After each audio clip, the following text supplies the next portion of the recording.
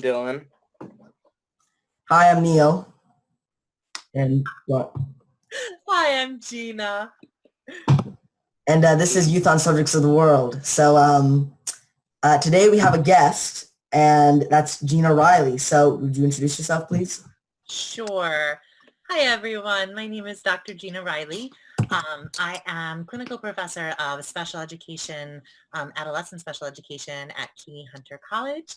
I do research on self-determination, intrinsic motivation, homeschooling, unschooling, and Sudbury schooling.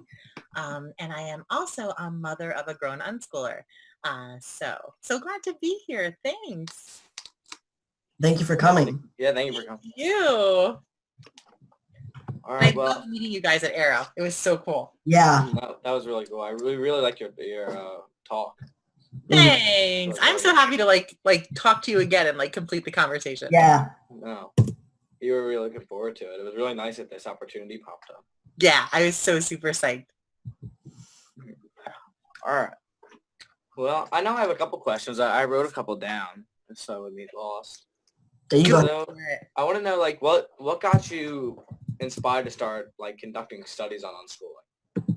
Yeah, so partially it was parent curiosity. So when my son was born, I knew I couldn't send him to school. He was just a different kid, and he knew, like, I just didn't want to squash the curiosity that he was and who he was as like a 4-year-old.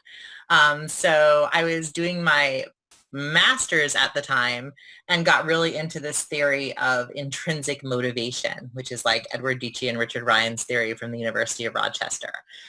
And intrinsic motivation is all about like doing what you love and like living a life full of passion and interest. So I started like, the minute I heard about that theory, I'm like, oh my gosh, I want that life for myself, but I also want that life for my son. And he was the type of kid that wanted that life too. I think like 4 and 5-year-olds are just intrinsically curious and like intrinsically motivated. So I did more research on homeschooling and unschooling because I thought, this is like interesting. I didn't ever know anyone who homeschooled. I was public schooled myself. Started doing research, started getting more into theories of intrinsic motivation and self-determination, and thought, yeah, like this is like the secret to all of life.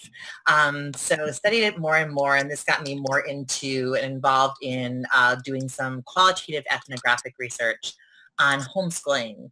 And so I went into like homeschooling groups and I asked them questions about intrinsic motivation in homeschooling. And it was a neat thing. So that was like my master's thesis. My master's thesis was an ethnographic study on intrinsic motivation in homeschoolers. Did my doctoral dissertation. By then my son was unschooled like throughout, by then he was 12 and still unschooling. Did my doctoral dissertation on differing levels of competence, autonomy, and relatedness between homeschoolers and traditionally schooled students. So that was super interesting. And then right after I did my doctoral dissertation, got partnered with Dr. Peter Gray through a series of just emails. And oh my gosh, I do the same research as you. And like, look how cool that was without even knowing who he was. Again, it's the power of an email. And really started studying unschoolers. So Peter Gray and I did a large-scale study of unschoolers with over 200 families. And then we looked at that study and thought, oh my gosh, wouldn't it be cool to do a study on like unschooler outcomes? Because everyone wants to know like, yeah, this sounds great, but what happens when they grow up?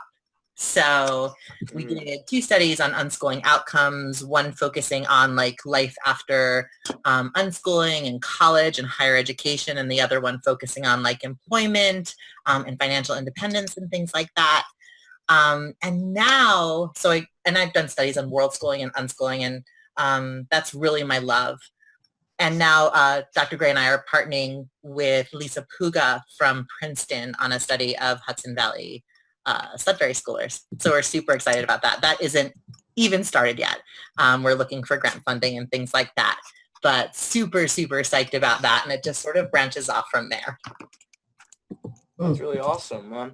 Like when you first found out about unschooling for your child, were you skeptical all about it? And if you were, like what got you around skepticism? Because I know lots of hours spent in YouTube comment sections about unschooling. It seems a lot of people who are like oh, this is just parenting gone awry, and there's ruining. Well, a lot of people, I think there's a lot of ignorance displayed, especially when it comes to unschooling. Like, I know something that Dylan and I, something that became a kind of, for the, I guess you don't know, when Dylan and I go to a Sudbury school, and it's something that became kind of a big deal in our Sudbury schools. We were watching this reporter from, was it ABC News, Juju Chang, and she interviewed she's kind of like, I guess, a big deal in the unschooling world. Who was it again? Dylan, do you know who? I forget her name. It was Dana Martin. Oh, it's Danya Martin. Okay. Donna, is it pronounced Donna? I think it's Danya. I've never met her, but it's her. Yeah. She was Juju Chang was interviewing her, and it came across, and everyone in the school felt this way, as really kind of, I guess, manipulated. Like, they would say things like, when I asked this child a multiplication question, he stumbled. They didn't even show that them asking the question. Secondly, if he answered it, it's kind of irrelevant. And even if it is, I mean, it's not like we have a calculator in our pocket 24/7. And the point isn't even that. The point is the way it's edited. I don't know, it just felt kind of off. But the part that didn't really get to me. The part was the comments and people saying it was like comparable to child abuse. So we were saying that. And it's like, I mean, I can see where they're coming from because it's a place of ignorance, and everyone comes from a place of ignorance at first. But it's just, like there's people saying like, oh, it's child abuse because you're not teaching them anything.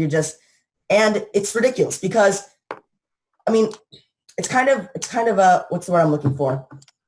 It's almost, if you say that kids don't want to learn or they won't learn, I mean, how do you think you came up with schools in the first place? I mean, somebody came up with that idea. They developed the knowledge. I mean, that wouldn't have happened in the first place. Now, I'm not saying that we should just go back to the way, obviously things improve over time, right? So you can make the argument that, well, things improve, therefore this, and this. That's just the starting argument. That's not the whole thing, because you can't just be in a filter fallacy. That can't be my entire argument there.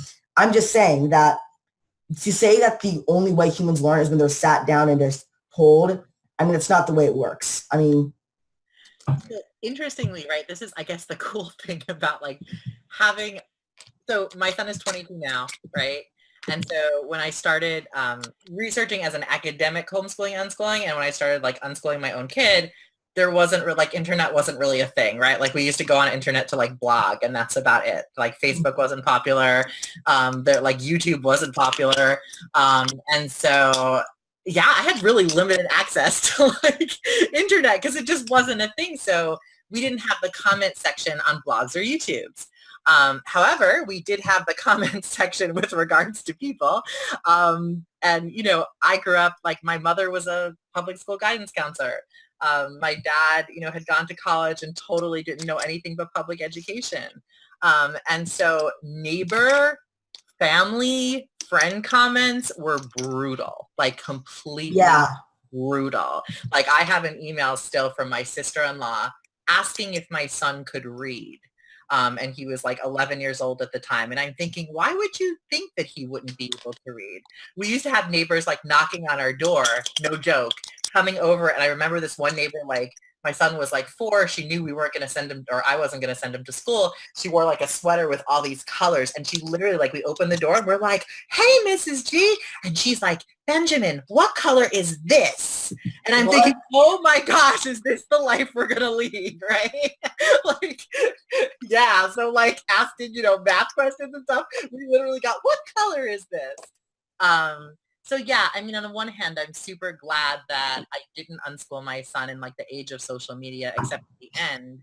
And number 2, the way unschooling has been portrayed on TV, right, has its pros and cons. So number 1, the con is that you get stuff like TV that kind of slants things, right?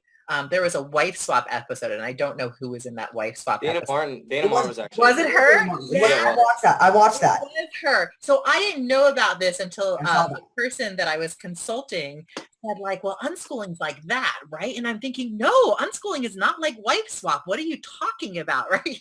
So like you get this skewed view from the media. Yeah, I know. I would feel very confused. I was binge watching this show called Shameless. Yeah. And in that, there's this girl who's like a teen mom, and she's like trying to get out of school by saying like, oh, I can start unschooling. Yeah, I can start. Yeah. And it was like, it was very dumb, and it's a very bad misinterpretation of what the unschooling actually is. Yeah. So you've got that so you've got that con side where it's just like this very skewed view. The pro side, interestingly, so I've had homeschool parents tell me that they started homeschooling because of wife swap, or that they started homeschooling because of what, like, they didn't even know it existed, but they saw it on TV. So good or bad, right? It's like an opening. Yeah. And I always think everything is just an opening. But yeah, it's very, very skewed. Every time I'm interviewed, whether it's for like TV or media or newspaper, like things like child abuse come up. And I don't even understand why that's part of the equation, like why that's a question at all. People don't ask public schoolers whether, child abuse is rampant in the public. Like, it's not a question that's asked by individuals. Yeah, something that really gets me, I think the most is that now, obviously, so I always present this question. I say, the thing I get asked so many questions, and way more than a public school kid would ever get asked about public school. Yeah. And I get asked so many questions, constantly berated with them. But the one question that never comes up is, well, are the kids happy? Mm-hmm. That never comes up. This one person retorted by saying, well, I mean, it's kind of short term when you think about it, because if my kids aren't happy, well, I guess that's not good, and I want them to be successful in the long term. I say, okay, stop and think for a second. You're talking about 17 years, most likely like 18 or 19 years of that kid's life. And if you're just going to torture them and mold them into this perfect being after all that, you would think that they'd be this, like, after all that, they'd be this god, but no, they're the average Joe. No, that's not worth it, in my opinion, 17 years of your life.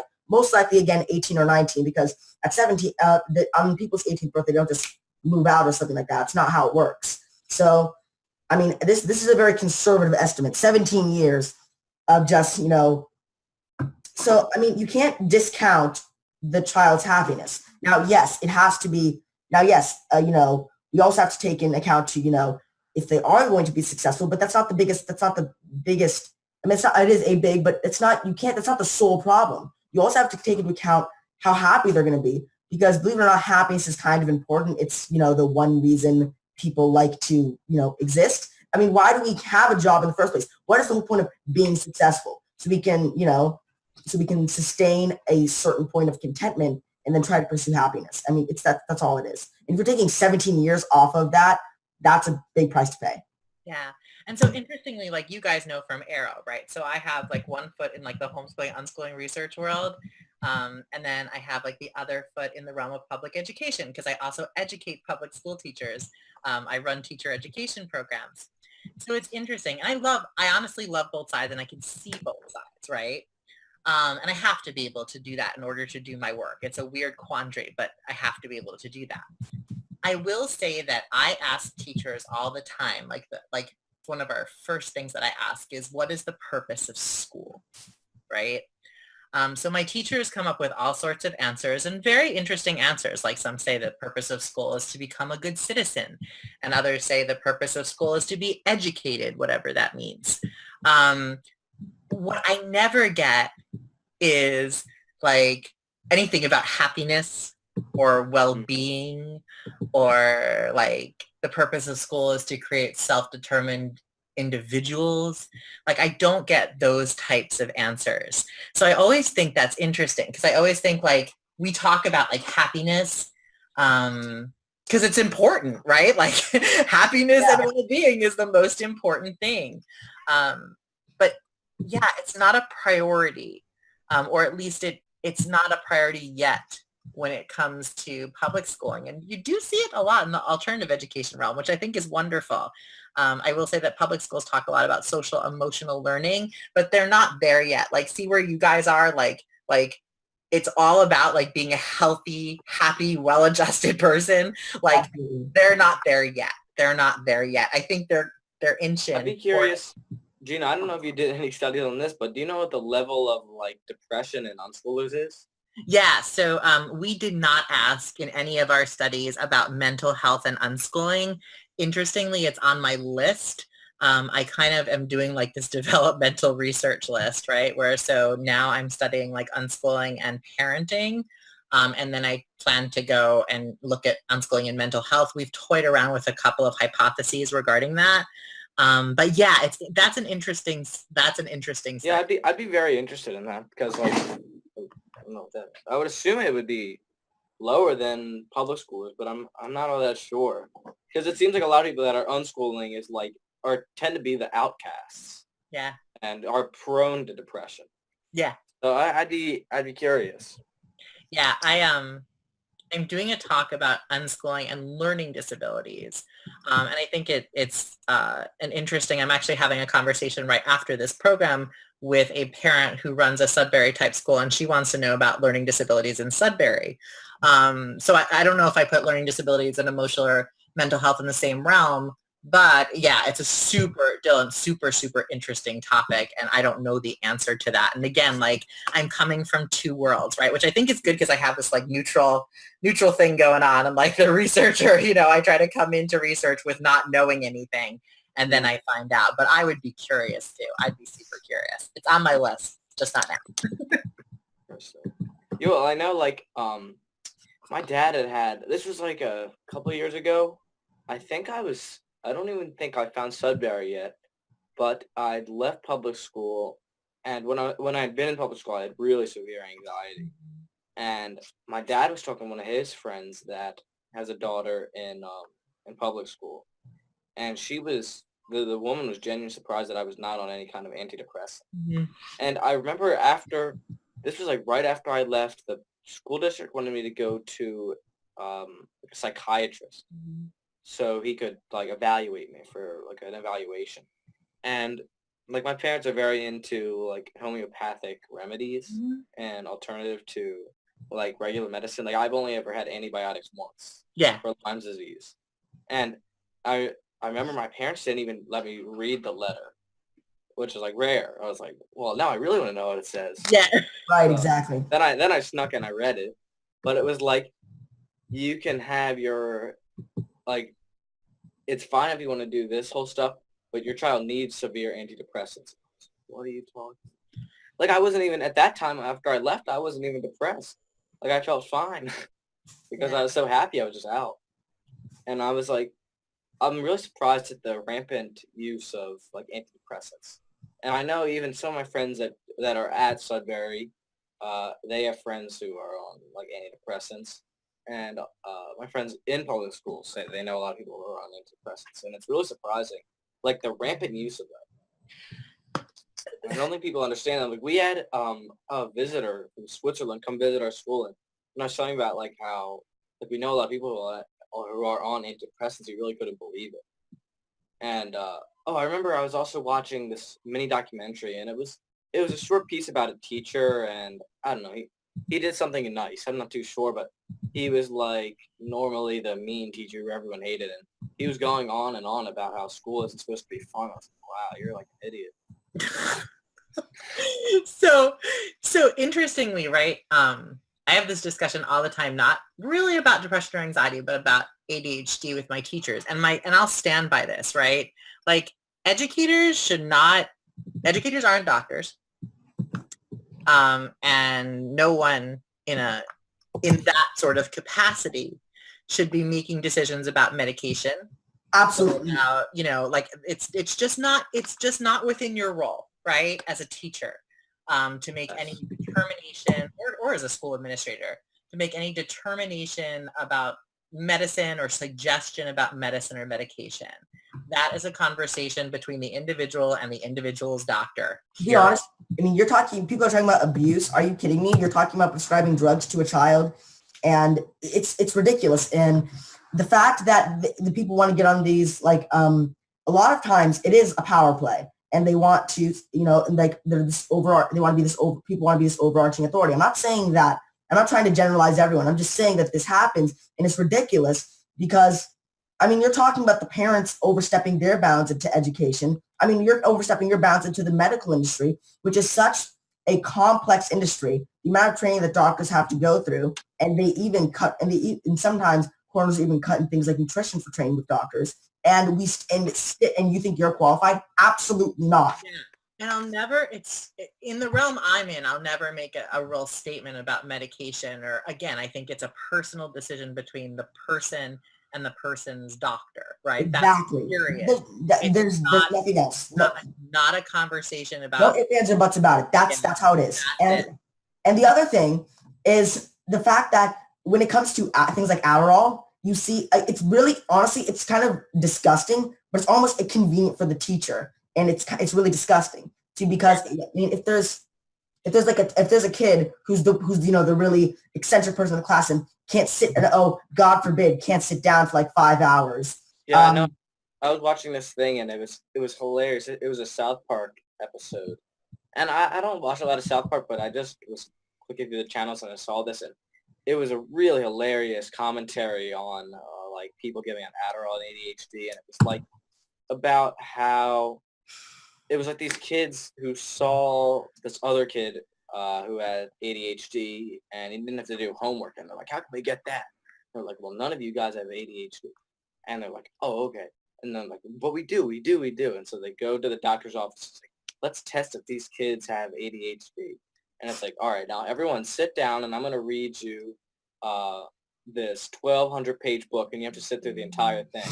And by the end, they're all like just sleeping and like, oh my God, this is an epidemic.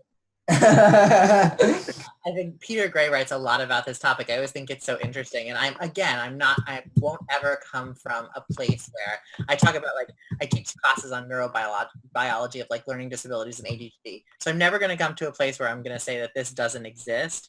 Is there like overdiagnosis, misdiagnosis, overclassification? Absolutely. Is it a school-wide problem? Yeah, it definitely is. I mean, schools over-identify. And that's something, and interestingly, they know that they do. So it's not like this is new news to the public schools. They know so how do you know that they have over-identify? I mean, they know that they've over-identified because there's been discussions between psychologists and teachers and administrators regarding the percentage of individuals with ADHD or the percentage of individuals with learning disabilities is a small percentage, probably less than 10% of the school-wide population.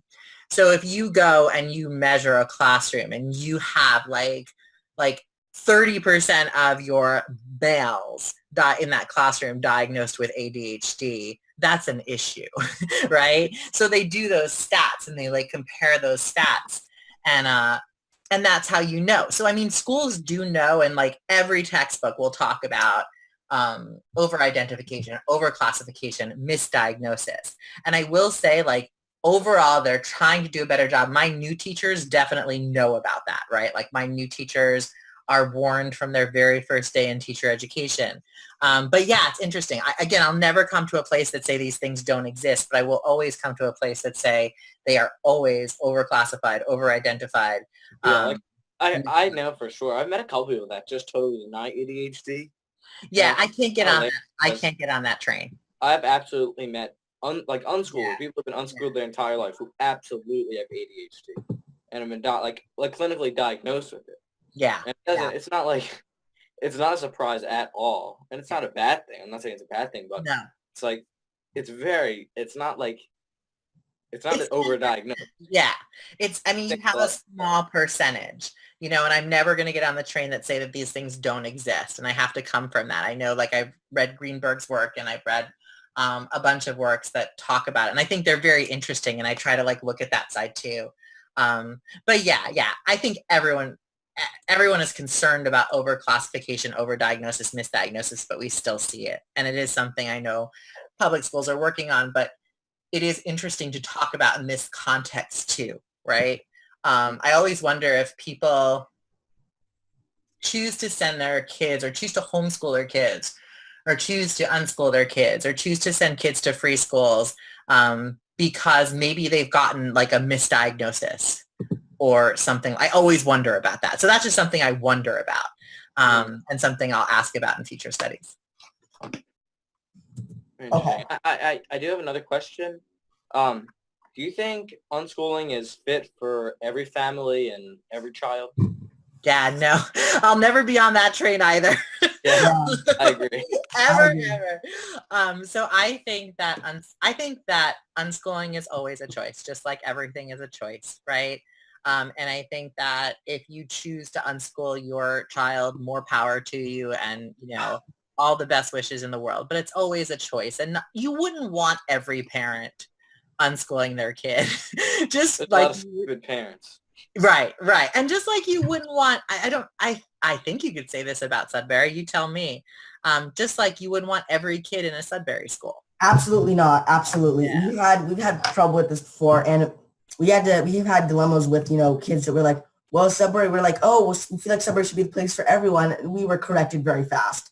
We realized that some kids are just not good fits. Kids with problems with violence and threats, and we just like, well, we can't deal with that. Because in the end, I think it's a very good way to explain it is Sudbury School and unschooling, they're both schooling. And here's the thing. So they're both schooling, and you wouldn't be able to accept someone with extreme violent tendencies in a public school. So why should that be? So why can we do that? Or in a Sudbury school, someone with extreme violent tendencies. Now, I'm not saying, I think they would actually do better in a Sudbury environment, and they have. But if they can't overcome that, we can't harm the community by having someone violent there just for their benefit, because Yeah, and that's I know this has been like an argument with a lot of people I've had on like unschooling, or not unschooling, for Sudbury schools is, should every child be allowed to come in? Like, should we be able to kick someone out for being violent? And like a lot of people say that that like you should always let someone in. And I feel like our school, even though it's open to the public, we're still like a community, and we can't, like we have to have some kind of boundaries for who we let in, and who we let in, because we want to be able to control the environment that we're having, and the community that we have. And I think it would disrupt it if we were forced to keep people at our school. So there's a difference, right? So that gets really interesting because in public schools you have Individuals with Disabilities Education Act, and then under that act, right, and that came into play in like 1975 and then 1990, and then there was a reauthorization in 2004, whatever. But then under that act is like this whole concept of free, appropriate public education. So you do have to, in public schools, you do have to like accept everyone and put them in appropriate or least restrictive environment type classes. And I think Sudbury is interesting because, I mean, like the question is, do you want that in Sudbury? Like, would it be like free, appropriate private education? Like, would that be a thing? So that's a really good question, right? And really interesting. Yeah, there's definite parallels. And I'll always talk about like parallels between public schools and homeschooling and unschooling in Sudbury just because it's what I know. Well, I mean, I feel like when it comes to that, I mean, public schools, they do, I mean, they have to like accept everyone at first, but people do get expelled. And I mean, I think we do give everyone a chance. Everyone gets, a visiting week, and then school meeting has to approve them. But after, I mean, it's a week basically to keep, I mean, if they're extremely violent and hitting people, we're going to kick them out before that week even ends. But I think that happened in public school too, if they were being extremely violent. Now, and we've given a lot of leeway to some kids that we just want to see help them grow, but then it just doesn't work, and we're like, we're sorry, we just can't do this anymore. And I mean, that's just how it has to be, unfortunately. No, and I mean, that's the beauty and the right of a private school, right? So public education, even if they kick them out of school and they get expelled, they have to send them somewhere, right? Because it's under federal law. But like the beauty of a Sudbury and the beauty of all these different private schools is you can say, this is not the right, as like you guys call it a community. And like, this is not the right fit for our community. And you can say that, and that's completely and 100% fine, and wonderful. And a really interesting model. I'm obsessed with the Sudbury model right now. I'm reading a lot about it, and I'm like researching a lot about it. And I know that's how I felt when I first found out about it. Yeah. I was like upset at myself that I hadn't found it before. Yeah. A lot of it wouldn't have even been an option. Like the school, when I found it, it was just opening up that year, and I was like still upset at myself. Yeah. And I'm like, I know for a lot of parents, there's like a moment where it just clicks for them, where it makes sense. Like a while, it's like this is just a waste of my time, and I'm saving my job here for no reason. And I know it happened with my dad and a couple people at our like a couple parents at our school that there's just a moment where they're like, oh, this is like really genius. This is like next level. And I yeah, totally get that. I'm kind of obsessed. Genius idea. I have gotten the Sudbury School Starter workbook and everything, and I'm like going through it. So I am. I'm kind of obsessed with it. Yeah, the clicking thing, I love it. And Neil said it when he was like, like Sudbury and other schools, like the fact that there is concern for happiness and well-being. Yeah. There is concern for like personal like wellness. I mean, that's next level, right? That's awesome. That's awesome. And I mean, I think that what a lot of people try to, they tend to, so I think a lot of concerns that come, I'm not trying to say that Sudbury schooling is superior. I'm just saying that something that a lot of people concerns they get about unschooling and homeschooling is the social aspect. I'm not saying that and I think that a lot of that concern is not very well founded because when I was unschooled for a very long time and I didn't have much of a problem. Yeah. But however, with that concern, I did get bored being unschooled because I just stayed at home. And I was like, well, I mean, I can do all these activities, but there's something missing. Sudbury School, I feel like it was just so great because, I mean, you need to learn how to, speak to people at a Sudbury School. If you want to get anything done, you have to talk. And if you're trying to pass a controversial motion in the school meeting, you're going to have to gain support. And you're going to have to talk to people and try to gain the support. Or you're going to have to go in school meeting and convince everyone, or at least the majority, that this is a good idea. We should do this for whatever reason. And you're going to have to, make that happen. So I just feel that it's such a powerful concept to allow children the children are the lawmakers in Sudbury School. I was talking to Dylan, we need to flesh out our graduation process this year. And I was talking to Dylan on the phone and I was saying, well, I mean, in the fact that I guess I'm going to go to school meeting and we're going to be talking about how to flesh out our graduation process and how we can approve students to get a diploma from our school. It's pretty interesting. And you think that, oh, kids are just going to be like, oh, here you get a diploma because you went to the school. I'm going to pass a vote that says everyone gets a diploma. No, absolutely not, because then it's worthless. If you were going to give a diploma to everyone, you might as well just not have one. So, and we understand that. And there's not going to be any, I mean, we don't have a rule that says, oh, on every Friday we'll spend all the school money to buy candy. I mean, otherwise we lose all our money. And we understand that because we actually have to manage everything. Something that I'd like to bring out a lot is that, is that the fact that when people don't seem to, I guess, understand, like, I mean, how, I guess, people learn. And I know people say, oh, well, you're learning all the time. But like, well, how do you, what career path do you take? So and I think that what I really like about Separate is that it really just gives you the time to actually explore it. I mean, honestly, you're just sitting in public school, you're just sitting down there doing this, like, what do you want to do for the rest of your life? Okay. Most people go to college and haven't even decided what they're going to do. That is not the time to decide. I'm sorry, but I feel like that's not the time to decide. You should have already decided. That is a very big, that is your entire life. And I feel like you like by now. Like $35,000+ a year to just think about what you might want to do. Yeah, just decide first. I mean, and it really just gives you the time to pursue those things and figure out what you like and what you don't like. And that's really, and people seem to think that, well, they're just not going to do it. They're just going to sit around and play video games all day. And we have kids that just sit around and play video games all day. But that doesn't mean that they're not. And that doesn't mean that there's going to reach a certain point where they're going to be like, well, we want to, And that's also assuming that they're not learning anything while playing a video game. Right. Yeah. And that's also, and the thing is if I think that they have enough critical thinking skills to understand that if I want to keep playing video games, I'm going to need to put food on my table and buy those video games and put them into a console that I buy and buy a TV to play them. And I think if they didn't even have those critical thinking skills in a public, they're going to have a much bigger problem in public school and Sudbury school. So here's the beauty, right? I actually think you mentioned like 3 different things, which is so amazing. And I just want to talk about 2, and then you guys tell me if I'm talking too much. The We don't social. have that problem, believe me. Oh, Don't talk too much. good. Well, just shut me up if I do.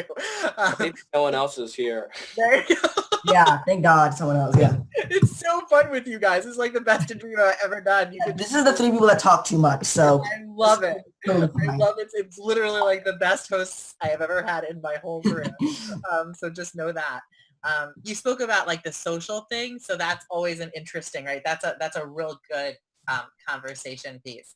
I think what you see both in unschooling. See, what people don't understand is like people think like people have to be in a room with same age, same grade kids to be social, right? And that's just not how it works. It's not how it works in the real world. Not I mean, really how it works in the real And world. after that, before you go, so it was really funny when we first started going.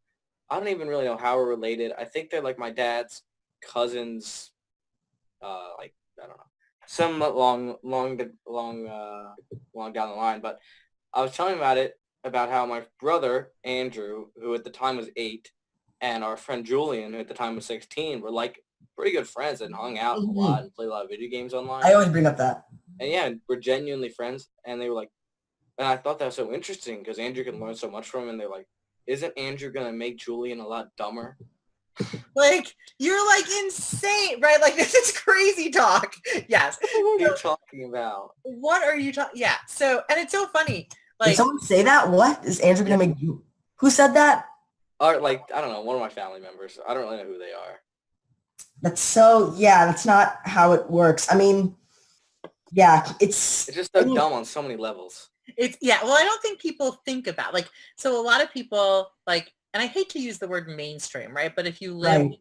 I hate that word, but I'm going to use it. I hate that word, Right? yeah. Right? All right. So if you live in this world where you send your child to school, you are thinking like, so like the social world is being with people of your same age, right?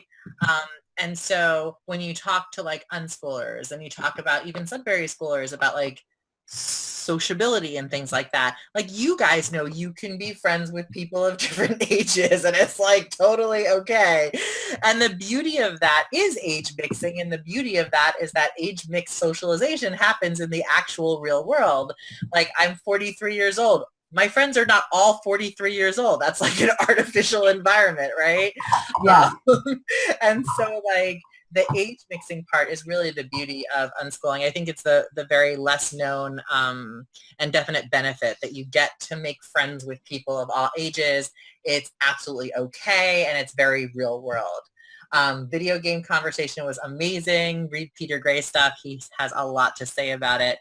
Also, like I work with people who like you can learn a lot from playing video games all day. Let me just leave it at that.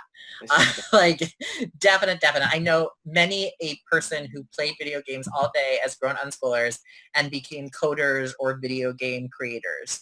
So there's that. And then the whole like spending your first year of college wondering what you're going to do. That's such a great point. What I do see, and this is a personal observation, probably a research-based observation as well.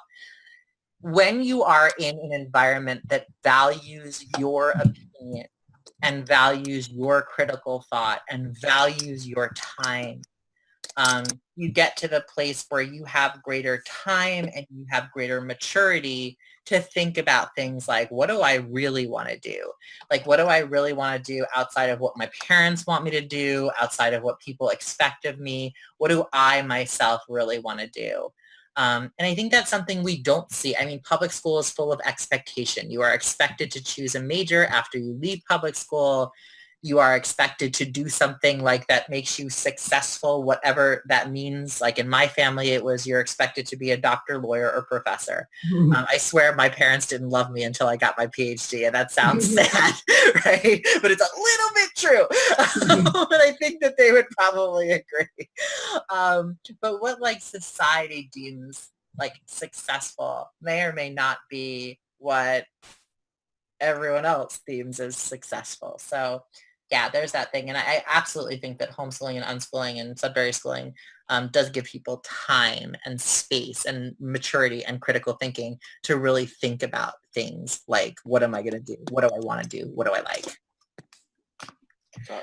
All right, now I've officially There's talked. like so many different definitions for what success really is to someone. I mean, like, Yeah. I know a lot of people I've talked to, like, so I'm very much into playing this card game called Magic the Gathering. Okay. And every Friday night I go and I play with a bunch of other people who like to play. It's like a casual tournament, and there's a guy there I like to talk to quite a bit, and he's very like I think like, he's a construction worker guy. Like, he's very hard, and like we were talking about like what I was gonna do because he's like he's not mean in any way. He's very nice, but it's very interesting. His definition of success is like having a nice job and making a proper salary, but it didn't seem to include like happiness. And like to me, success doesn't necessarily mean money. Like to me, success means like like happiness and really finding what I love to do in life. Now, that's what I think success is. I don't really care how much money I make. I mean, that's what me and my mom get into a lot is that she sees money as freedom and like options. And I understand that, but like, I think for what I want, I don't think I need too much money to explore all the options. I know Dylan, I guess, personal dream is that he wants to be able to be like disconnected. He doesn't want to be, I guess he has this like reliable on anyone. He wants to be like, like a hermit in the woods, not relying on anyone. I Like, think that'd be really cool. yeah, like I think that's really cool too. Like you're not connected to anything. You're not relying on, like, he doesn't like not relying on anyone, like not relying on public water, not relying on going to the grocery store, like completely self-sustainable. Like, and that's really cool. That is so cool. And I agree. I mean, I agree as much as, right, I'm a person that has advanced degrees. Please do not tell this to anyone because I have student loans and a mortgage. But I would do what I do without getting paid 100%, like 1,000%. I would do what I do without getting paid. If I didn't have a mortgage or student loans. Yeah. And that sort of adds up. So Dylan, if you want to be like that hermit in the woods, be financially independent. You have to have or frugal, I guess. Like now, we got a question in the YouTube chat that said, "Oh, yay!" Yeah, said, what was your awakening moment? So I guess that would mean like, what was your moment that you were, I guess, awakened to? Oh, Dylan's gone now, apparently. Darn, Dylan. All right, Dylan's back. I got a pop-up said I'm 20% low on battery, even though my phone's charging. So that's great. But it says, so I guess that means like, what was your awakening moment to, I guess, maybe not necessarily unschooling or separate schooling, but just alternative education in general. Yeah, so, great question. Who wants to go first? Go for it. Do you want me to go first or you want someone else to? You should go. You can go first. I don't care. Okay. So my wake up moment, I lived a very, very traditional life until my son was born. And you have to remember that my son was born to a 20-year-old single mother who didn't know what she was doing. And so it was when I realized that like you can create a life and you have complete control of that life. Right. And then later on when my son was like 4 and 5 and I realized that he was so curious and he was learning all the time anyway, right? I didn't have to send him to school to learn. I think that moment probably in the year 2000 was my big wake up moment too. Like that people didn't need to go to school to learn. But like learning and schooling were two separate things. And so, yeah, that was definitely the wake up moment. My son's birth was the wake up moment to sort of a more alternative life. And when my son was 4, was the wake up moment to the fact that school and education and learning are two completely separate things and that people are learning all the time intrinsically and inherently. A great question. Go. I want to hear yours. Yeah. So, Right. Dylan, you want to go? Yeah, I'll go. Okay. So, I think my awakening moment, like my parents, well, my dad, he's always been like, I want to say the more open-minded one. My mom was very like traditionally schooled and she did very well. And like both my parents have masters. And so they both went through lots of schooling. And my dad was more open and he always wanted to homeschool us. And I think my mom was always open to it, but she always had like an excuse of that she just wanted us out of the house because they work from home. Yeah. And he was like, I just want our basement is their office. So she's like, I just want to have the office to myself for a little while. And like, we all understood that. And so like my brother, I think he was in like first grade. So my mom had only had the house to herself for like 2 years. And my dad had always been curious and wanting us to be homeschooled, but it was kind of like a pipe dream. And but eventually it just got to the point where like it was necessary, at least for me. Like I just could not stand going to school anymore. It was like it just wasn't. It was a matter of fact thing. Like Yeah. living with a panic attack twice a week was like not a sustainable way of being being a human being. So it was like we were kind of forced into it, but it was something we wanted to. So it was a little bit of both. But like definitely my awakening moment. I like kind of, this is an odd thing, but I was in like, we just went to the orthodontist and I was getting out and we were like, I was like, it was like this. I had this drive. I was like, I have to go find alternative education schools. Like, it was just like that. And I was like, I know they're out there. I have to find them. This is after like a year of homeschooling. And it was just like, it just popped in my head. And like right when I got home, I looked it up and I've just found Sudbury School like as one of the options for alternative education. And I like, as a joke, like really as a joke, I just typed it into Google, like South Jersey Sudbury School. And I was like, but like, boop, like South Jersey Sudbury School opening this summer. And it was like July. So we were like, oh, awesome. It was like completely random. That is so cool. So Nia, you can, what? Yeah, and I think it's interesting that your dad always wanted to do it. So many times in research, it said like the moms were the ones to make the decision to unschool. So I think it's rather cool that your dad really wanted to do it. I know. He was always the one that was very interested in homeschooling and alternative education. I think that's so cool. That's an awesome story, man. Yeah. And Neil, what's your? So I so I was originally like at a, I don't know how old I was. I must have been 6 or 7, something like that. I don't know. I was homeschooled and I just really hated it. I could not stand it. I was extremely resistant. And this is not strict homeschooling even. It was just we'd sit down for like an hour, my mom and I, an hour or two, and just like go through like, basic stuff like, but I just could not stand it. I just hated it. It was, so I was totally resistant. I could not stand it. And my mom always said that, I was always asking questions and doing all this. But when she started homeschooling, after a while, I started kind of just starting to accept it and not asking questions, just sitting down and doing the work. And she was like, oh, well, he's getting used to it now.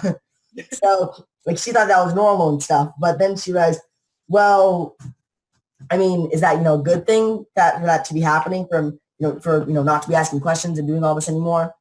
And that's when, and she discovered unschooling. My mom and dad did it through, it was a conference that was happening in Texas called RE Rethinking Everything. Oh, yeah. And they just wanted to go there. And I at the point, I didn't understand what it was. I just didn't care. It's like, oh, we're going to Texas. That sounds fun. So we went there and, I had a lot of fun, but I didn't really understand it. I didn't really care to at that time, I guess. But I there was a whole thing with kids, so I was, having fun with that. But so my mom and my dad, my mom, when we were still in Texas, mom started slowly like lifting restrictions. Like, if you want to sit down and, watch TV, you can. And so I was like, really? So I sat down, I watched TV for a little while, that branches me into another thing that I'll say after I'm done. But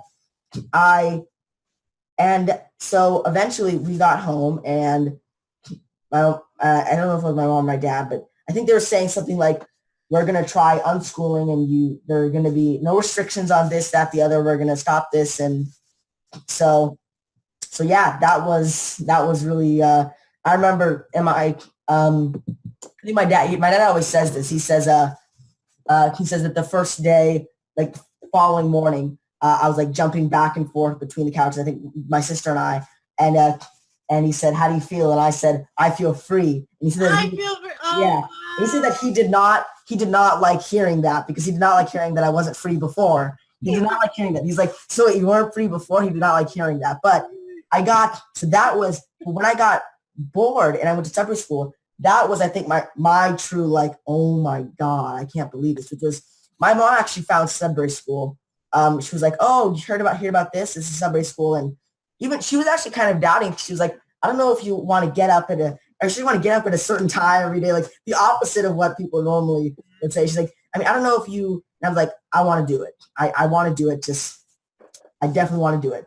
And she was like, are you sure you want? Absolutely 100%. And I was 100% on board. And I was there the first day South Philly Secondary School opened along with Dylan. And I've been going ever since. It was around 3 years ago. That is super cool. That's awesome. But I wanted to say one thing really quick about what I was saying about the TV thing, because we were talking about how it's not like you can't learn. I attended an awesome talk. I think Dylan, you attended that talk too. It was a workshop at Arrow. Arrow it's the Alternative Education Resource Organization.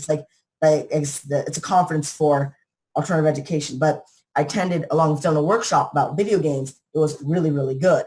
Yeah, it was very interesting. It was very interesting. I really liked that workshop. And but the point is, even if kids don't normally want to play video games all day long from dawn to dusk. Sometimes they will, especially look, if you're going to deprive your kid of something they want to do, then they're going to want to do it regardless. Like, you can't be like, you cannot do this at all 100%. All he wants to do is that. My mind is blown right now. No, that makes no sense.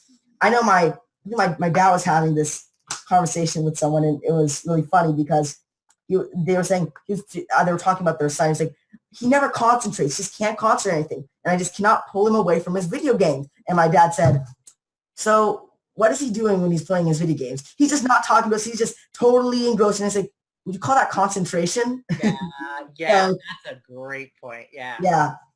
Because he's interested in it. It's not like, oh, well, he's interested in video games. The point is that he's interested in things that make him want. You're interested in things that you want to discover. Yeah, like I know I really did love the only thing I retained for a while, I didn't use it for a while, from public school was like piano. Like there's a semester of piano learning. And I got quite good at that because I was very much interested in it. And even now I've gotten kind of back into it. Like I've been trying to learn this song from this movie called La La Land. Yeah. I was trying to learn the City of Stars. I like that song. I love that song. And that's like the only thing I really retained, which is interesting because I really enjoyed it. And I didn't understand it back then because it was very early on. And like even before I knew about, like, I guess it was just common knowledge, or maybe it wasn't. I figured it out was like if you're enjoying something, you're really retaining it even more. Like I find myself not having a great memory, but with like the card game I play, I have a great memory with that. Like I can recall every single game, every single move, all the hands I've ever had. Like, well, not all the hands I've ever had, but like recall it to a point that's a little worrying. Yeah. No, yes, it is, because let me just be clear here. Dylan and I we were playing this game where I would go through how many cards are in like a normal, like when they release a set of cards, how many is that? 300. Yeah, he know if I can read out the abilities of that card, he can tell me the name, or I can tell the name. I say the name of the card, and he'll tell me every single ability that card does, how much it costs for the mana, the life, the power of that card, the toughness of that card, and yeah, it's. But how do you not call that genius, right? Like, yeah, that's pretty insane. And also, it's even more crazy to that extent is that I'll describe the picture, and he'll do all that, solicit all that information. So amazing. Yeah. It's just stuff like that I find really interesting. And same with music. Like, I really love music, and I only started to find the music I really liked after I left public school. And there's music I never would have found before, and I'm really good at memorizing lyrics. Not like that's not saying I like to sing. I'm good at memorizing lyrics. Yeah. And I realize like the stuff I'm really interested in, like the more I'm interested in something, the more I'm really good at memorizing it. Like my brother, he's like my little brother, and he learned from our school this game called League of Legends, which is a very, very, very, very, very, very popular game. I think it's like the biggest video game right now in the world. It's got like 150 million people playing it. And he's gotten really into it, and he like knows all the characters, and I mean with that many people, they've come up with some crazy strategies. Even though it's a very basic, like simple game. It's not difficult to play. But like it's like chess. Like I you can love know how chess. to move the pieces, but you're not gonna always win the game. Yeah, Like and I even though mean, you know how it works. and the thing is, Dylan, I want to say something else also with Dylan and Magic. Like I'll be looking at my hand and judging by how I'm conscious, because he'll know which deck I'm playing. Like, because you make your own deck, and like he'll give me a deck that he made, and or we'll have a bunch. We have a bunch of decks at school. I'll be using a deck, and he'll say, and because he knows the deck, and I'm concentrating a certain way, he'll be like, I know which card you have in your hand. That wouldn't work right now if you did this. And just by like, and that gets endlessly irritating after a little while, but. And also, and I mean, giving off, so, and also the thing about video games is, what I really like about video games is not just the video gaming, but the story behind them. I have, actually, if I go into how many tabs do I have open in Wikipedia on like video game lore? One, two, just right now, one, two, I have two tabs open right now. Uh, because I just really, I recently read, because people don't understand this, but like, because Halo, the first person shooter, has a lot of lore. And I just recently read one of the books from the Halo book series. There's a lot of books. It's called Halo First Strike. It was great. The writing was very nice. And I also want to read that's my third favorite game series. My first favorite is Elder Scrolls because the mythology behind it and the way it's just they construct the world is just really, really cool. And the concepts on time and it's just really great. There are two books that I want to read. I think one of them is called The Infernal City and Lord of Souls. I want to read both of those. And yeah, it's just amazing the amount of and there are people in the community, the lore community in Elder Scrolls called lore masters who have like dedicated like parts of like their life to just studying the lore. And it takes a lot to become that. And you don't get paid for that either. It's just something that you are. And people will go and ask lore masters questions like about the lore because there's a lot of people have debates about, there are like concepts, things called chim, which are in the lore and that's heavily debated upon. The most debated upon thing about chim is you pronounce it Kim or Chim. But that's the most debated part about it. But yeah, it's just really interesting. And I'll be sitting just on Wikipedia, just reading these articles and stuff like that. And I just really like doing that. And I mean, it is a story too. People don't understand. Like some people just play just for the heck of it, but I played also for the story. And the fact that people are trying to separate video games, television, and movies from books, like there's this rift, like books are the pinnacle of education, and yet movies and TVs just sludge that rots your brain, and video games, they make you violent. I think it's very interesting too. Like I remember hearing the story. I don't even know where I heard it from, but it was an adult explaining unschooling to a kid, and he asked her like, so like he was explaining unschooling, and she was like, if I could do anything I wanted, I'd only read books that I like to read. And he's like, well, what's the problem about reading books that you want to read? Yeah, but like, what's the big? It's so funny, right? Like that's awesome. So that's the power of intrinsic motivation. Like the whole video games and the Halo books and like the opening tags on Wikipedia. Like, what is this? What is that? P.S. I wanted to ask, like, do your teachers play those card games with you? Do they know how to play? Well, that's actually how I learned it was from our staff member, Brian. He taught me how to, well, Neil and Brian taught me how to play. Yeah. And that's why staff members at Sudbury have the best stuff. And it's hilarious because because Dylan's better than Brian, and every time Dylan beats Brian is such a sore loser. That's so awesome. Okay, so that was my question. Like, do your teachers? It's pretty funny. Like, so He's Brian so has been playing for 10 years longer than I have. And like every time Dylan wins, it's the deck is wrong. He drew something wrong. Every time Brian wins, it's amazing. He's just an amazing player. Every time Dylan wins, the deck was wrong. Something happened. This happened. No, every time Dylan wins, something went wrong. So I am totally and completely jealous of your teachers. Or do you call them teachers or do you call them facilitators? Call them staff members because I mean technically they're not teachers. Brian majored in economics, so we can't really call them teachers, and we don't want to call them teachers because we don't want to give that misconception. Right. They are really just staff members. Cool. Okay. And I've heard the word facilitators too in like some. I do think it's funny though. Like, so Brian will like sometimes go to the card shop I go to and play, and when like I have a lot of friends there, and they're like, "Oh, how do you know him?" And he's like, the best way I explain it is like, "Oh, he's, well, kind of my teacher." Yeah, it's kind of my teacher. It's like it would be quite strange to invite your teacher to go play Magic with you. Yeah. I don't really understand that. And it was very funny. There, I was explaining it to someone who was new there and didn't really know about it, like at my card shop, and someone to my right, a good friend of mine, was like, "Oh, you go to a Sudbury school?" And I was like, "Yeah." And he was like, "I'm actually on the board of directors for the Philly Free School." Oh, so awesome. Yeah, You never know. What? he's really cool too. He's a really cool You guy. never know. That's And so awesome. So we got into a whole talk about unschooling and homeschooling. that's, It was like completely random. see, and that's like, I think that's the, like you spoke, Dylan, about community. And I think that's like, right. Like you feel a sense of community. It's like not really your teacher, but it's staff, and it's like you learn and you play with. Like it's so awesome. I think like one of the things I'm trying to look for as a researcher, right? As a researcher with the feet in two worlds, right? The unschooling world and the public schooling world, is how do I reconcile the two, and how do I teach teachers in public schools how to do more Sudbury type things, or how to do more like unschooly type things, and how much better school would be when they do that.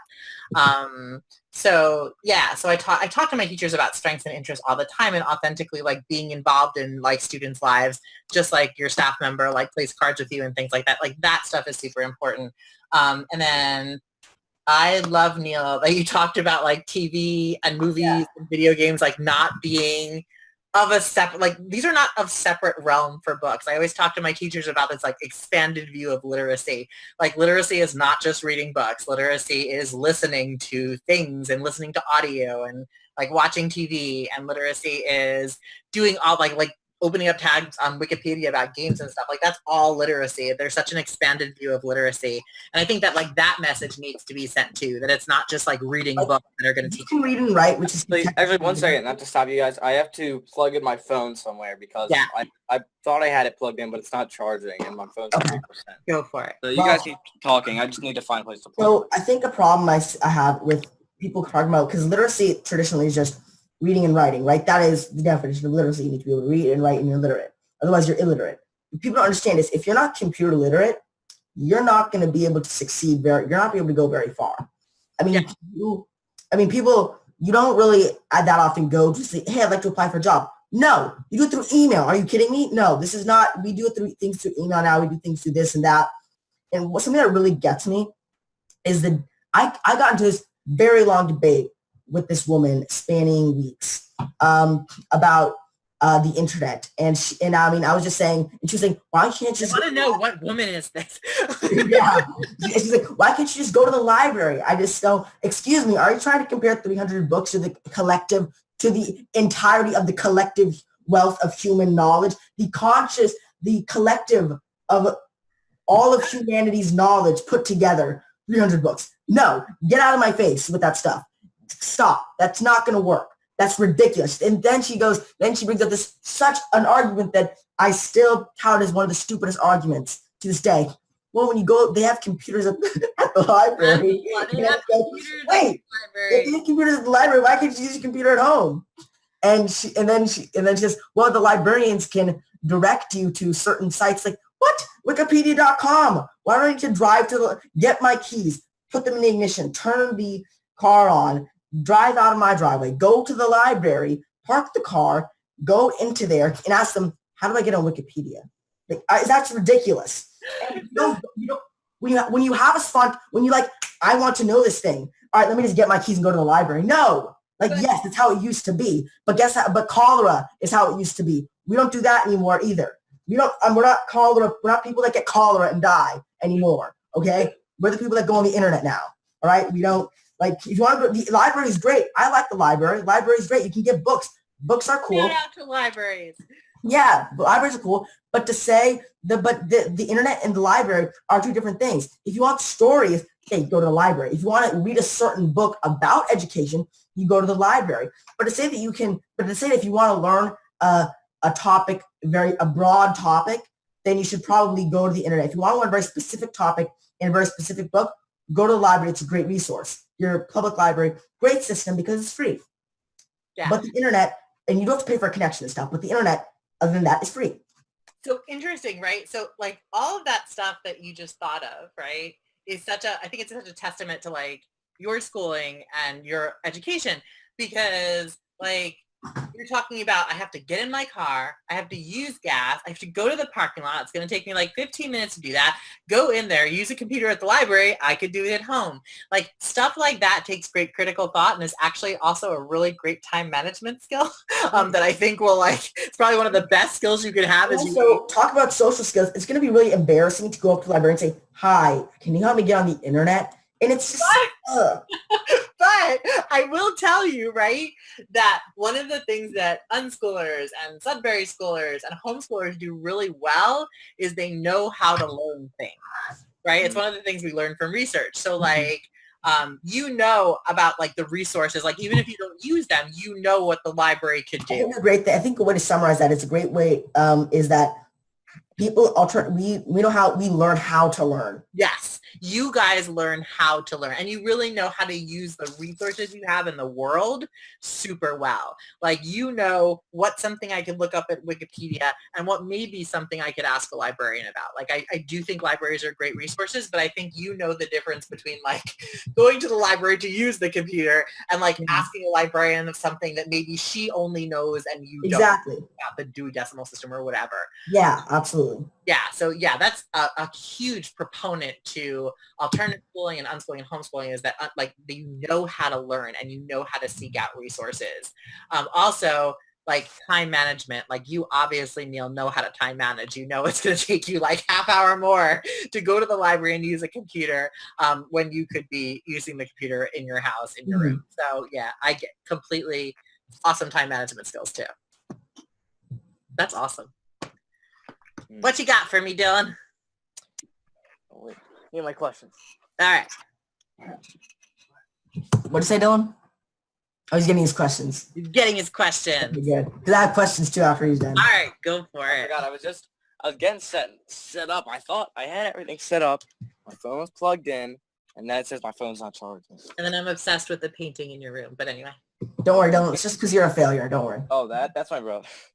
No, but all right. Do you think is there like a wrong way, do you think, to do unschooling? No, I don't ever think there's a wrong way. I think the only wrong way is when like someone's health or safety is in jeopardy, but otherwise there is no wrong way. And I kind of think that with everything, right? Like there's no wrong way to teach. There's no wrong way to unschool. There's no wrong way to do anything except for when health or safety are in jeopardy, period.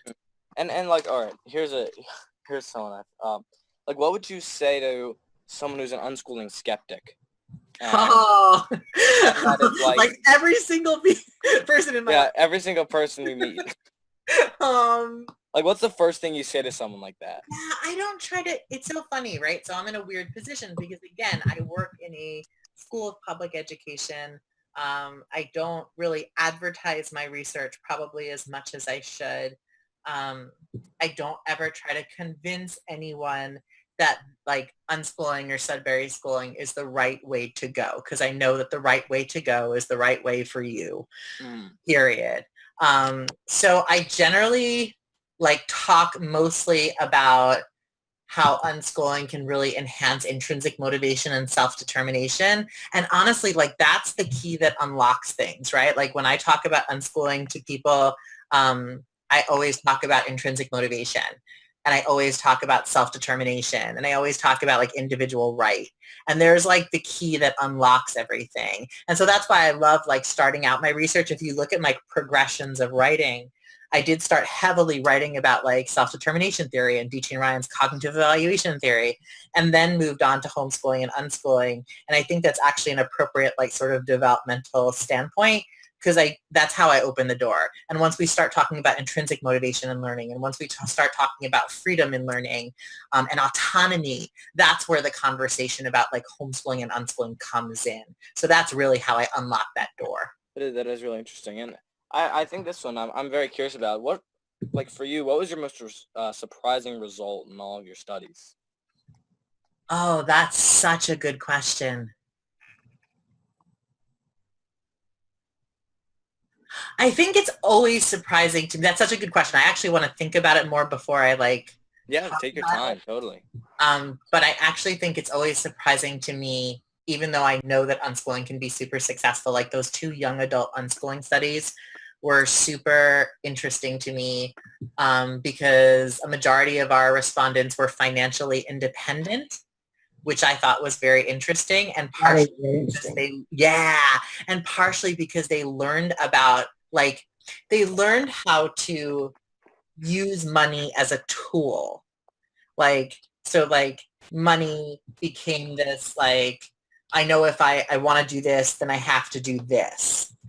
So I think the financial independence part was really interesting. I did not expect that a lot of unschoolers would be financially independent. I mean, I honestly can't even say that I'm financially independent in terms of like not owing anything to anyone in terms of mortgage or student loans or anything, but unschoolers really do know how to do that. I also thought it was interesting that there were unschoolers that went into STEM careers and you know, a pretty significant percentage. And something I expected, probably, but still love, was that people who unschool would generally pick unschooling or Sudbury schooling for their own child. I always thought that was an interesting question. Like, we asked, like, would you pick this lifestyle for your own child? And a majority said yes. And that's always a good thing, like for the future of unschooling and homeschooling and Sudbury schooling. Yeah, it's like an exponential growth. Yeah, yeah. Oh, yeah, yeah. When I started unschooling, I think when I started homeschooling, it was like 2% of the population homeschooled, and now it's way more than that. Oh. Yeah, that is really awesome. I'm really like I'm really happy to be in a community like this, and to a certain extent, it feels like we have a secret that no one else knows. And I also think what's really interesting, at least for me, was when I had that moment when I realized something about unschooling is like I had this really big hole in my life and like a pretty big problem that I'd been struggling with for a long time, and just like that, it was like solved. Yeah. It was like very smooth and easy, and I was like, this is like too good to be true. And it makes me wonder if there's things out there just like on like the Sudbury schools that I have no idea that exist, but would fix every single problem.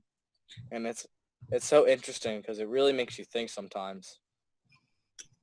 Because I know it was like, even for my parents, it was a big problem. And like the Sudbury school just fixed it instantly.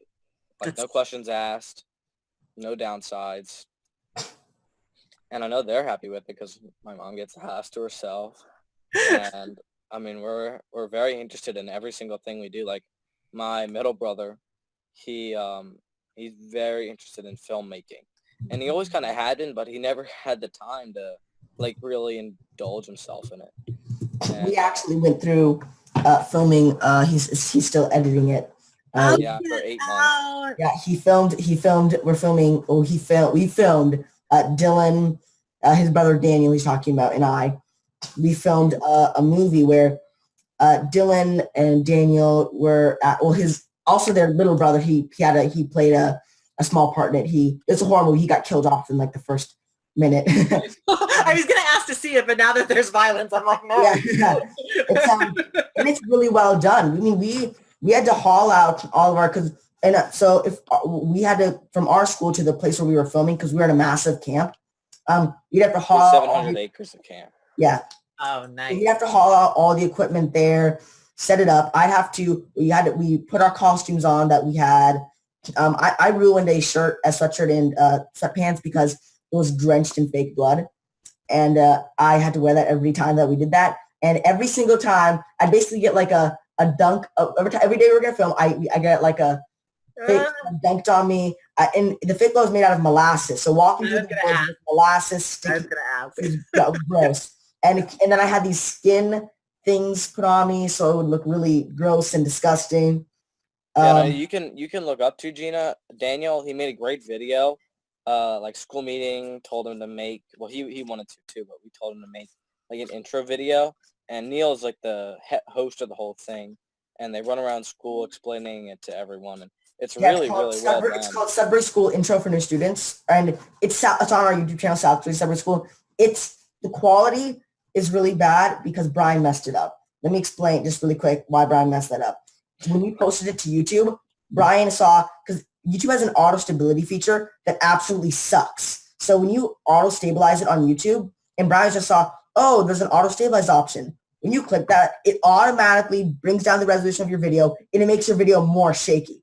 The auto stability feature of YouTube is the worst. So yeah, it's really it's a little shaky and the graphics are not good, but I do like how it came out other than that. It looks really nice, and the editing I think was really good in it. I really like that you guys have a YouTube channel, so I'm gonna check that out. It's so funny, like I'm not as into YouTube. Oh yeah, also our workshop that we did that we gave our talk on air. That's what I wanted to see. That's on the okay. So I wanted to see detail. that. Yeah, I definitely wanted to see that. It's so funny because I don't use probably because I'm not such a visual learner and I don't use YouTube as much as I probably should. I'm much more like audio based or like text based. But yeah, okay. So I'm glad you have a Sudbury channel. We were really happy with how our workshop came out. We were expecting maybe like 15 people, but we had 40 plus people there. I totally wish I stayed for that. I was like running out after my talk, and then I felt I was so happy we connected again because I felt bad. Like I was like, oh, I'd really like to go to that. I had to teach the next day and then had to leave, but I wish. I keep saying so. Dylan, you mentioned like it being like this great big secret, right? And like all of a sudden, it just like cured the whole world. So you have to understand, and I think you do understand this by now, right? Like I teach public school teachers all year long. Like I love my job. I love what I do. And I don't talk about homeschool. If it comes up, I'll talk about it, but I don't really talk about my research that much in my job. So I walk into Arrow and it's literally, Dylan, it's like you felt like all of a sudden, like I walked into Arrow so stressed and I was like dressed in my like professor clothes and I walked into Arrow and like literally I breathed for like the first time in like years. And I was not years, probably the last time I was at Arrow. And I was like, oh my gosh, these are my people. Yeah. No, I'd never been around people who were like-minded around unschooling. Yes. And it was so interesting. And I was very prepared and I had I was fairly well dressed. Yeah, we were like, I was like, oh, these are just unschoolers and everyone's in their pajamas. Yeah. I get it. It was great because, I mean, Dylan and I, we talked to this really nice gentleman who was starting a project called Ascend Texas. Yeah. It was a free school in Texas and it was on a camp and it looked amazing. He was actually trying to like pick our brain with our ideas like, this is awesome. And, we were talking to him for a while and it was after he attended our workshop. And it was just great. So awesome. And it was really interesting too. We got to meet this woman from Colombia who had started free school. She was very interesting. Yeah, that was awesome. I feel like I feel like I always should do like more unschooling conferences, and I tend not to because it's hard for me during the year to make this switch. But then I realize like I go to Arrow and I'm like, these are my people. And then like I talk to you guys and like I'm like, oh, this is like the best interview I ever had. And like because of you guys, not because of like anything I said, but because of you. And then like I go to these things and I'm like, this is amazing. It's just sometimes hard in my brain to like I have to I'm again. Yeah, I think it's really interesting. The guy, when we were doing our workshop, the guy who was setting up all the equipment, we were at the front of the room. Yeah. And he looked at us and he was like, oh, are you guys running it? We were like, yeah, we are. And he's like, wow, that's really awesome. And I thought, like, part of what I thought our workshop was so interesting was, like, it was like the students at the front of the classroom. Yes. And we were, like, the teachers. And I thought that was so amazing. Yeah. Like switching roles.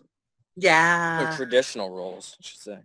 Yeah. And for me, it's a bit of cognitive dissonance because, again, I literally came out of teaching a teacher intensive for 2 weeks to New York City public school teachers, which I love. Again, I love the work I do. I love that I have the honor to teach teachers and I can open their minds about things like intrinsic motivation and self-determination and things. But I also love it was really a breath of fresh air. Like, it's like exactly what you said. It's like a secret that nobody knows, right?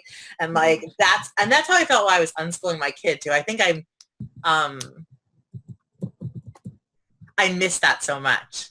Like I miss like being an unschooled parent or an unschooling parent. I miss like getting to do things during the day like that I'm not told to do.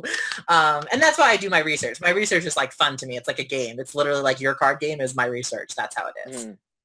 Definitely. I know. It's great too. Like I love like magic has been incredible. Like that's what it's called. Well, people call it magic. It's been incredibly influential on me. Like it gives you great like comprehensive decision making. Yeah. Because you have to be able to think like, what am I going to do 4 turns from now? Like what what decision is going to give me the greatest chance of winning.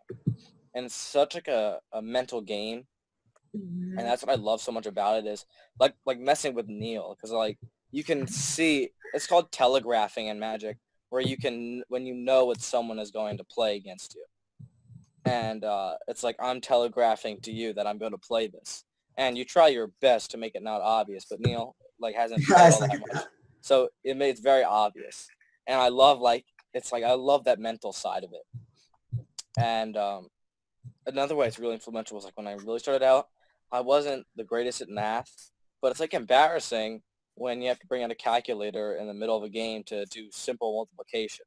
And so you just have to like kind of figure it out. And another great thing about it is you have to learn probability because like you have to know if I keep this certain hand because you draw your 7 cards at the beginning of the game and you can choose not to keep it. You can mulligan and you take 6 cards next time. And you have to be able to decide like if I keep this hand, what is the probability of this working out for me and winning the game? And I mean, I think that when you were Dylan, you were talking about how like, I mean, you were talking about how you had to basically figure out how to quickly do basic multiplication because of Magic, and I think that brings up another like crowning feature of Sudbury schools, and that's the idea. It sounds bad, but let me explain it. It's subtle peer pressure. It's not actual peer pressure. It's the fact that Brian always describes it like this. No one wants to be the one kid who can't read, or no one wants to be the one kid who can't write. I think shame is one of the is one of the most worst feelings a human can possibly feel. And I think it's probably an evolutionary thing of like shame is like one of the worst feelings you can possibly feel.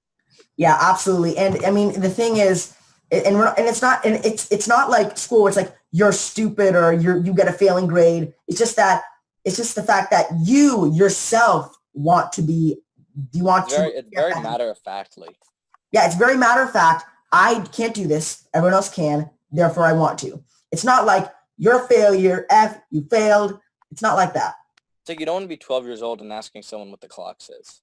Yeah. That's incredibly embarrassing. Okay, so wait, because I think this is brilliant, right? Like, so why doesn't that happen? So I strongly believe in the power of subtle peer pressure, and I love how, like, I think that should be a thing, right? I think you should like copyright it or something, right?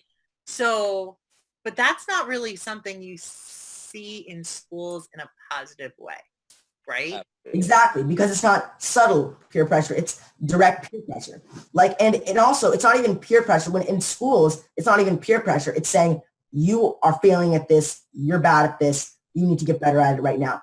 And anyways, that's not even peer pressure, it's just pressure. It's not even from the peers. A lot of the times from the teachers. Yeah. And it's, right. Well, yeah. Wait a second, because that's actually interesting, right? Because maybe that is... Right, because peers don't really get to like do. You know, I found a better word for than subtle peer pressure. It's how about I like that desire to. Well, I mean that's a good coining term, but to explain it better, I think it's like a desire to be on par with your peers. That's a mouthful. So I'm not. Every time I say, I'll be like subtle peer pressure, but a better way to describe is a desire to be on par with your peers. It's not, or at least on par with your peers. Subtle peer pressure, I think is better for explaining to someone for the first time, which I will now always use it that way because it's just a lot easier to understand. But I think a better way to describe it would be subtle peer pressure based off of the desire for you to be on par with peers. Not a desire to not be shamed again, not a desire to not be humiliated, not a desire to be told that you're a failure, but it's a desire to be on par with your peers. And it's, like don't say, very matter of fact. That's so cool. But maybe kids don't, I think Dylan has a point too, right? Like, so it's basically the teachers. So in mainstream public schools, it's probably the teachers giving the subtle teacher pressure, right? Mm-hmm. Even if they're like in positive, specific praise. I don't know if I'd go as far as to say it's subtle. Yeah, well, so I mean, I'm honestly coming from the view that teachers mean well, like they want. I think they absolutely do. Some of the most avid supporters are teachers that are frustrated with the system. Yeah, I'm coming from, like, I know that my new teachers coming in, they want to do well for kids. Like, I don't think any one of them comes into the system. They come into the system because they want to change the world, right? But then it's like that institutional cogwheel that you have to have rules, and then you get to rock the boat maybe after you have tenure, but it's still like this hard thing to do. Um, but the subtle peer pressure, that's so interesting. And I actually think maybe kids in traditional public schools don't get that because they don't get enough like free time to like maybe play games where peer pressure would actually be subtle, right? Because otherwise it's like, it's not really subtle. That's it's such an interesting thing. Anyway, such, you should totally coin it. Yeah. Totally. I think that's something that makes Sudbury so interesting. Is like I was saying before about the community.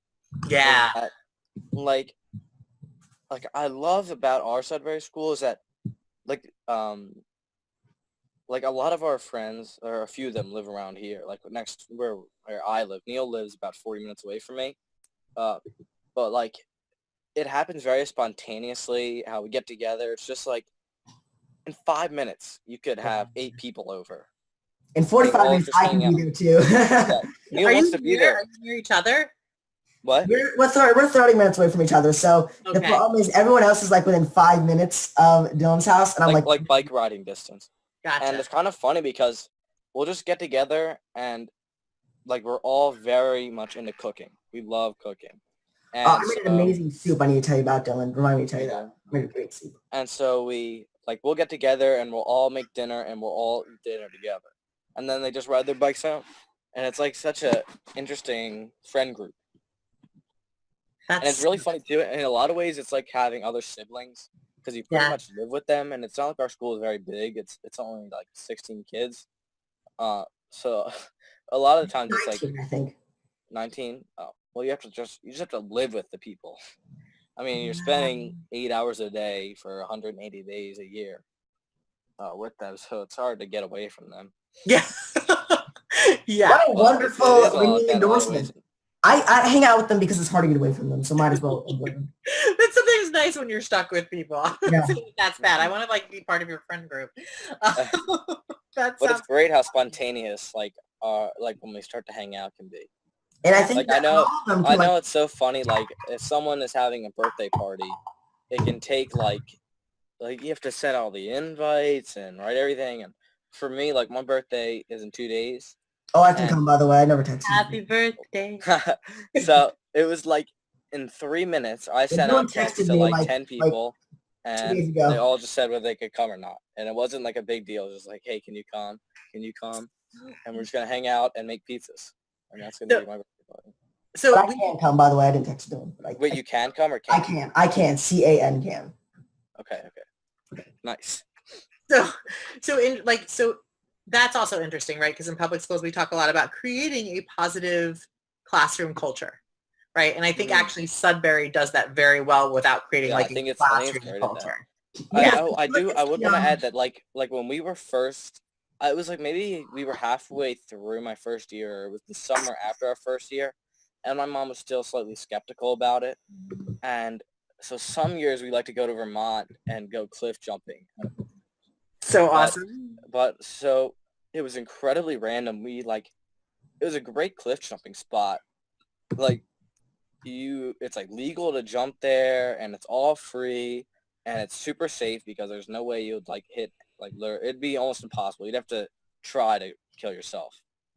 And, God. Well, I guess, no, but you know what I mean? And by just luck, there's a place where you can set up chairs and blankets and stuff. And right next to us, this woman was like a professor all about learning, like an alternative education at the University of Vermont. And my mom just started to get in this whole conversation. Oh my gosh, can we hook us up? It was completely random. That's so cool. And she was like, well, and my mom was very like skeptical about how Sudbury students could ever get into college if they wanted to. She was like, well, my students who are from Sudbury, they're like the best at asking questions and learning. They're really, really amazing at learning. Yeah. And I think that's what my mom got her more into it. Yeah, it's so interesting. Like, so my son, in his first year of college, I think like he struggled with things like like taking notes. He didn't know that was a thing, right? Because you never take notes in unschooling, right? So like the taking notes part was a thing, and like the having a calendar part was a thing. But in the end, my son graduated with 3.97 in college, and it was like because he knew how to learn and he knew how to ask questions and he knew how to like be assertive and advocate when he needed to be assertive and advocate. And he really knew how to be himself. And I think that's actually, so maybe Dylan, that's the secret. So maybe the secret is actually that like Sudbury and unschooling and homeschooling actually creates an environment where you can just be who you are. Right, because you see a lot of times people, I don't mean, I hate, like you're saying, you hate using the word mainstream. I hate using the term basic. Yeah. But Yeah. because it's also it can be insulting to people who just want to be that way. But I'm trying to say like it's the exact same system for every single kid, no matter what. So you're gonna mold them into a what's what I'm looking for. You're gonna mold like the public, like molded into the public school creature. Right, you're gonna mold it into the perfect creature like of their creation. And obviously it's not gonna work the exact same way for everybody, but it's still the fact that and the thing about Sudbury schools and unschooling things like and other things like that is it molds I really like the curriculum molds around the kid instead of the other way around. The kid molds around the curriculum. The curriculum. This is how I think of it. Like I think a lot of things, like when I'm thinking about something, it's very visual and physical. Like in my mind, I imagine a conveyor belt of like different shaped figures. But there's like one mold in this, like really trying to squeeze around this thing, but it just can't. And like it keeps refusing it. And like I imagine that's what public school is like. Like that's my example of what public school is. It's like people of all different shapes and sizes trying to be stuffed into this mold and contorted into something that they're not, and it like just won't work. So I remember writing to Peter when we did our first study and being like, oh, the title of our study should be "We Don't Need No Education," right? Like is it Pink Floyd? The Pink Floyd song in like the video where you're like, don't need no right. So like, and he's like, yeah, good try, Gina, but no, probably not fitting. But I always, so I think that, and I don't know if it's meaningful, right? Like, I don't know if, I don't think teachers want, like, I don't think that that's public school teachers' goal is to mold. No, I don't think it is either. I really don't. But I do think that the institution itself, because of, you have a classroom teacher and by design itself, the design cannot be, not like there are these people up there sitting, we're going to mold the students into no. And I think that that's where like when you read Gatto or where you read, and I love John Taylor Gatto. I have my students read essays about that he wrote all the time. But sometimes I think you see a lot of like public school is evil and this is why. And it's not that teachers come in and are like, I want to mold and create. That's not what any of my teachers are. It's just the way the system is designed, and it's just how it is. And what's interesting about it is I think the system probably, like my next project is to really write a book about how unschoolers and Sudbury schoolers and homeschoolers can affect public school curriculum and can learn from them, right? So I think that's part of it. And then the other part, like, so I'll always say that public school serves a purpose in the world and is not inherently evil and is actually inherently a very good thing for some people, right? I'll always say that. And then I also like talk about like the code switching thing. So you know how in schools, like we talk about code switching sometimes in terms of race and ethnicity, but also there's like a public school code kind of, right? Like it's like when you talk about like the molding where you have to be this type of person. And I think that's where it creates a lot of pressure for kids. I think some people are just not going to fit into the public school mold. You can't put, they're just not going to fit. And I think that homeschooling and Sudbury schooling and unschooling are just a great option.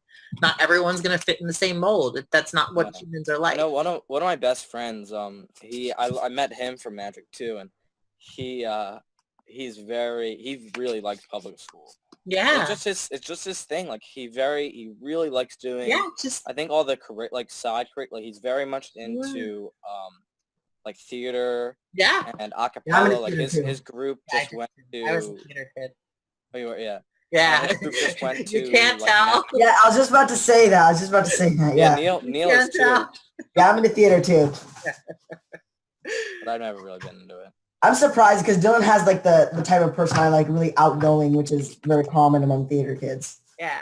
Yeah, but yeah, you're right. I mean, but I'll never say public school doesn't have Right, its because I mean, more power to the people that are able that can be in that system. That's awesome because I mean, it's an incredible resource if you think about the positives of it.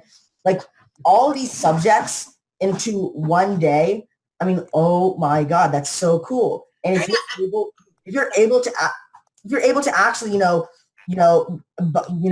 if because we were always, let's be clear, we were kind of trash talking public school a little bit. I mean, if all of that, isn't applicable to your situation and you're able to, that's awesome because it is an incredible resource. It's an incredible free resource. It's just really awesome.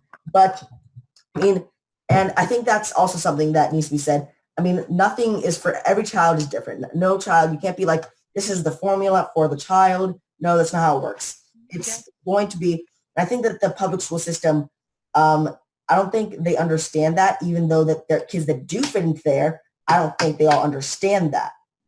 So it's also sheer numbers, and I think that's something right. people don't understand. Like I talked about, remember the guy who spoke? Were you there when the school administrator Michael Hines spoke? Were you there? Yeah, he was like the principal, right? Or yeah, he was like the administrator of, or yeah, I know exactly what you mean. Yeah, so when he was talking, I was thinking a lot about like public schooling and how he does it, and I was thinking like, I mean, he's doing like the best he can in the district, right? He's like opening up time for play, and he's doing a lot of. I thought that was listening to that. I thought it was so funny because like he's thinking of it as like this brand new idea. Like that's what we do every day. Yeah, I know, I know. But you have to understand. He's like, this is a brand new concept that we just made up, and it's worked It's phenomenal for us. It's like, yeah, we know. Dear God. I know. No, that is so true. And you have to understand that I was homeschooling in like the 1990s, right? So like before anyone else was doing it, really. So I sat there with my son and I'm like, yeah, he thinks this is brand new. But also he made an excellent point because you have to understand to schools and school districts, this is all brand new. This is I know. It's kind of funny. Yeah, it is really groundbreaking, brand new stuff. And that's why like schools now, like they go through phases, and the big catchword is like being like social emotional learning. So we're doing a lot of professional development on social emotional learning. And I'm thinking, my gosh, like this is not hard, right?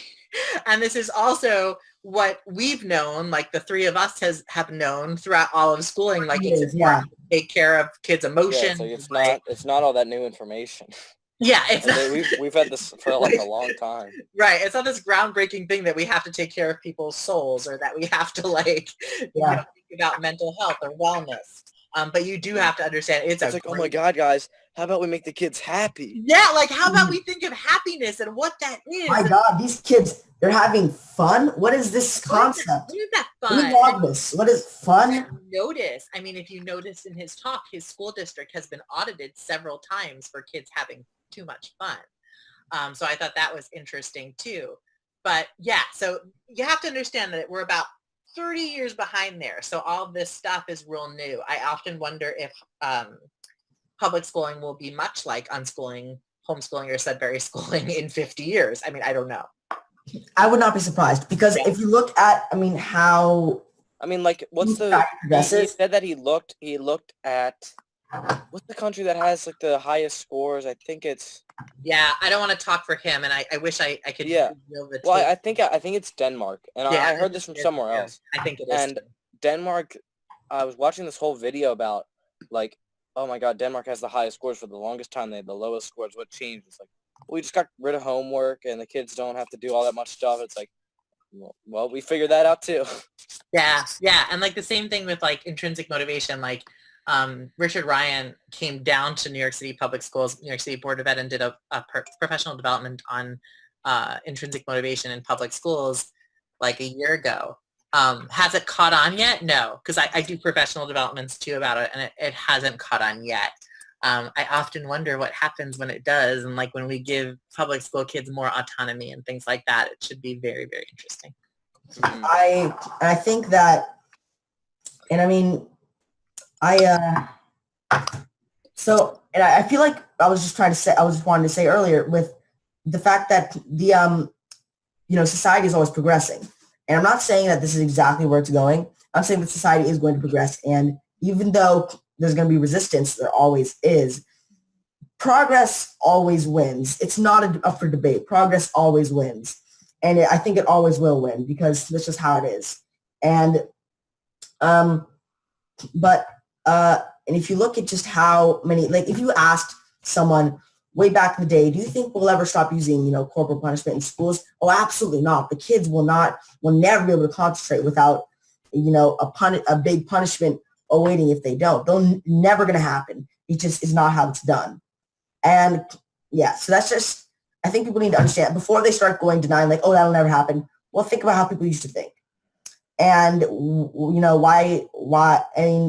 are we different? And we're really not, if you think about it. I'm not saying, I don't mean the fact that kids are beaten. I mean the fact that we're resisting the change. Sure.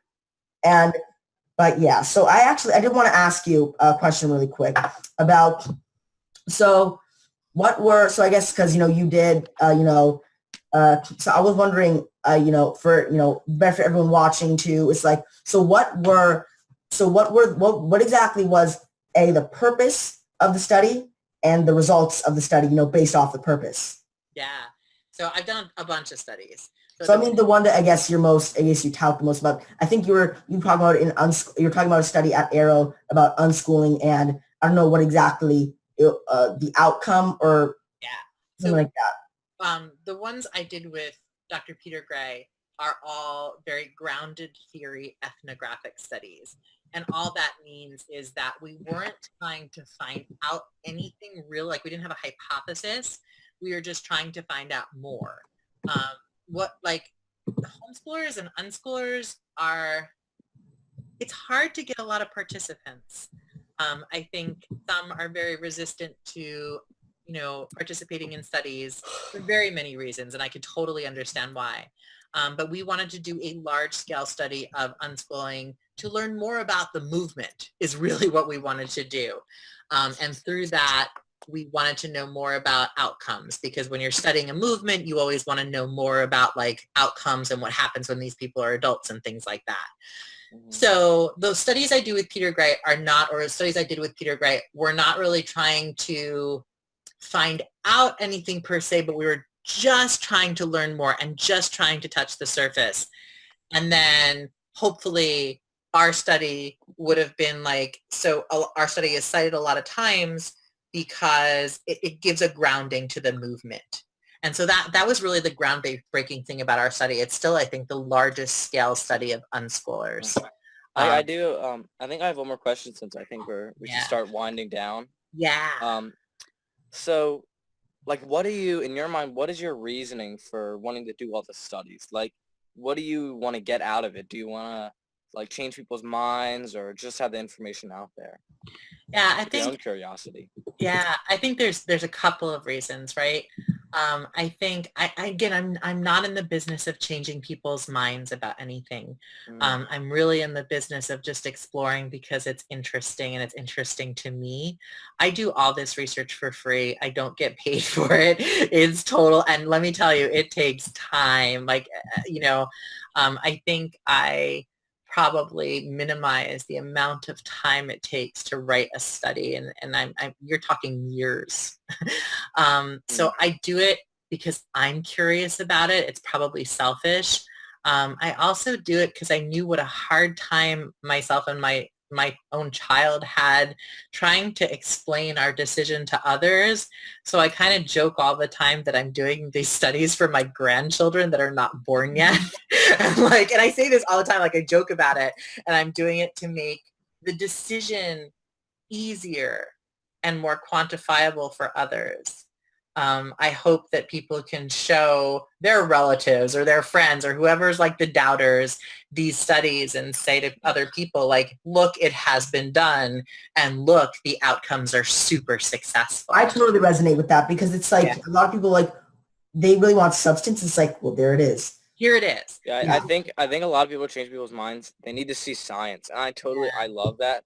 and I think is really intelligent. And I really wanted to thank you, Gina, for doing what you do. I think it really helps Um, people get into the mindset that unschooling can Yeah, really thank you. I expand mean, their this is world. really, I mean, I've been waiting for like a study like this, but I still have my second question really quick. So what were the, I mean, obviously outcome is a very, it's a loose term, especially when it comes to, but if you had to summarize the outcome of the studies, I mean, like, so like, how would you summarize them? Like, what were the outcomes of, the future of unschoolers and things like that?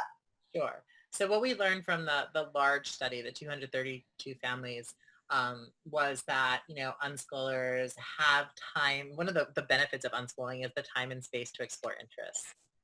Another benefit of unschooling was that it really did work on a child's or a teen's self-determination and intrinsic motivation. It also gave families lots of time together, which I think was a super benefit. Family closeness was one of the benefits. In terms of outcomes, again, you know, the young adult unschooling study was important because it showed people that unschoolers can absolutely go to college. They can absolutely like find jobs without transcripts and high school diplomas and things like that. And that was just groundbreaking because I think the question people most have for me is always, well, how do these kids like find jobs or go to college if they don't have like transcripts with grades? And so that study answered that question. The question, was it that they can, or was it also that it wasn't that difficult?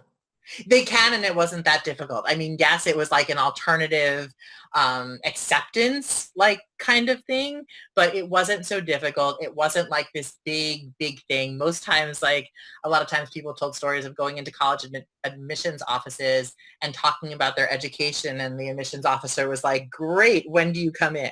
And so it wasn't, it wasn't really that hard or that big a deal. You don't need a diploma to move forward like everyone thinks you do. And was one of the questions that, or something that you studied was, like, I don't know how satisfied they were. I know it's at 11%. Yeah. I don't know what study. I think it was a smaller study that was.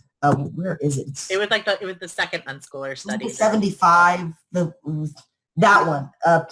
That one. It said 11% of them said that they felt that they were. What was it? What was the? It was something they felt like they somewhat they lacked some education. Somewhat, yeah. I mean, I think people in that study, the 75, that was the older unschoolers study, the unschooling adult study, talked about gaps in education.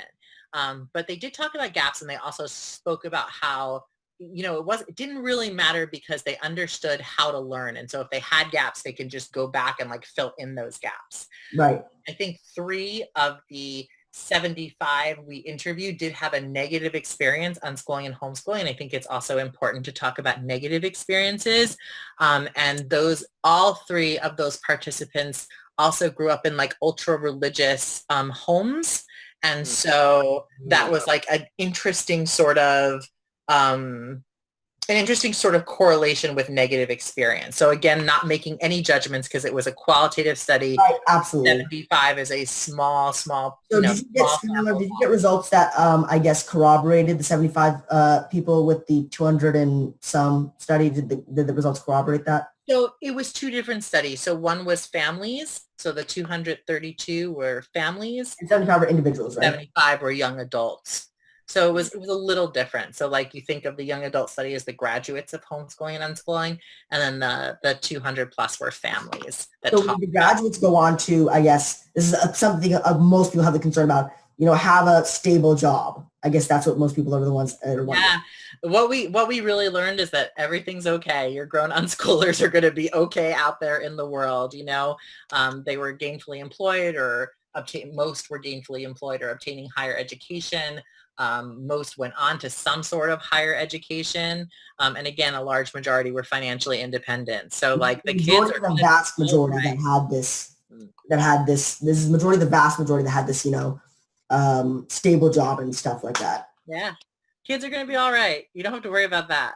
Like I always tell parents, don't worry about outcomes. Your kids are going to be fine, But that's what that study really showed us. And I think that was we didn't expect it. We don't expect anything when we do studies. We just do them. But that was a real nice conclusion. Kids are going to be okay. That's what I always think that's really good. I think that's really good. Also, I mean, we have we have to do probably ready to do our, I think we should do our closing statements. If I'm talking, I'll just go first. So I think that what you were just saying about how like, your kids are going to be okay. That's what really the study showed us.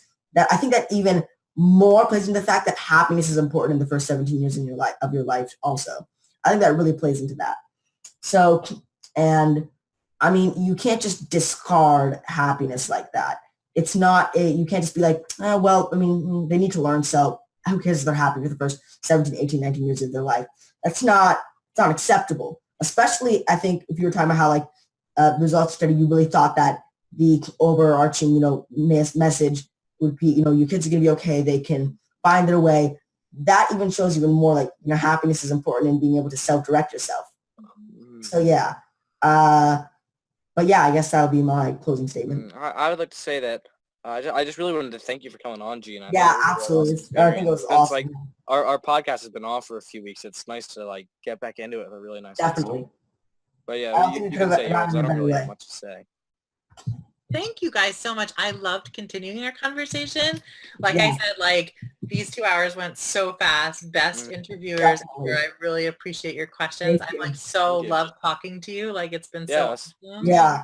And I wish you all the best. Yeah, I mean, again, like the main result is that the kids are going to be okay and parents don't worry. And, it's all about, for me, unschooling and homeschooling, it's all about seeing intrinsic motivation and self-determination in action.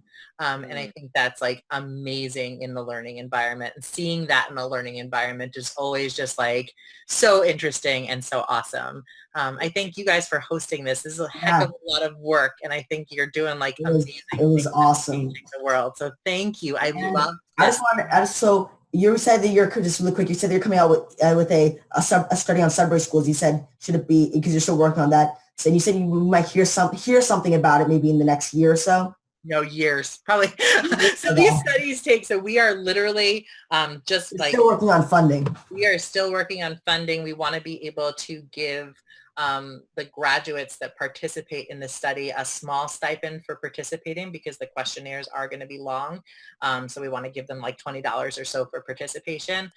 So we'd love to get some funding in order to interview us. No. Yeah, right. I mean, like if it wasn't like just Hudson Valley, I'm telling you, like that's why we want to give. Studies are, we're so thankful to our participants of our studies because they really give us like a part of their lives. So so you should hear about the results of the Hudson Valley Sudbury study. Yeah, I will be a couple of years. Yeah, I'm totally open to having like when stuff like that happens again, having you on again, because there's always new stuff to talk about. Yeah, and in the meantime, I'll have there's just an unschooling and reading, like exploring how unschoolers learn to read in the Journal of Alternative Education soon. So you'll be reading that soon. Awesome. So you want to just tell really quick because we should probably end after I just asked this really quick question. How can people find your studies and how can people see these? Sure. So you can do a Google search. You could also look up Gina Riley, Dr. Gina Riley, and academia.edu in Hunter College. All my studies are under academia.edu. I am on Facebook. I use it for like personal stuff, but whatever. And I'm Professor Gina Riley or Professor G Riley on Twitter. So again, don't do social media a lot for like professional stuff, but still have fun with it. So yeah, I mean, academia.edu is probably the best way to see all my writings in one place. Awesome. Thank you so much for coming on. Thank you guys. Thank you everyone for watching. This has been awesome. So fun. You Thought Subjects of the World with Dr. Gina Riley. Thank you.